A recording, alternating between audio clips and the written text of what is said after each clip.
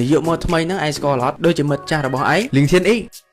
គាត់គឺជាយុយើងហ៎គេគឺជាមិត្តចាស់របស់ខ្ញុំតា កុំក្អេងកាងពេកគេឥឡូវតកែធំមិនមែនជាកូនក្មេងដែលឯងស្គាល់ពីមុនទេណា នាងយកធ្វើការយូរប៉ុណ្ណាហើយគ្រាន់តែប៉ុណ្្នឹងសោះក៏ធ្វើមិនកើតដែរ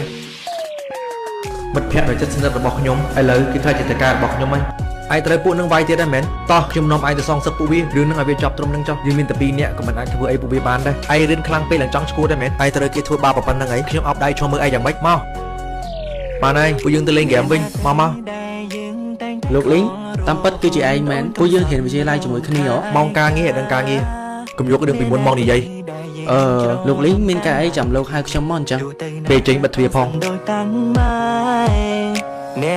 តកែថ្មីយើងពិតជាប្រកែសម្ដែងដល់ហើយពិតប្រកបហើយមានចេះស្អីផងគ្រាន់កូនអ្នកមានម្នាក់សោះហ្នឹងបានឡើងជាតកែធំដែរ ឯងទាំងពីរមកធ្វើការមួយមកនិយាយដើមគេធានអ៊ីគេហ៊ានប្រកែតាំងពីតូចមកហើយបើសិនជាគេគ្មានសមត្ថភាពទេគេអាចឡើងជាតកែពួកឯងបានដែរពួកឯងទាំងពីរនាក់មានសមត្ថភាពដូចគេហ៎មិនខំធ្វើការបែរជាចង់ឡើងតំណែងវិញ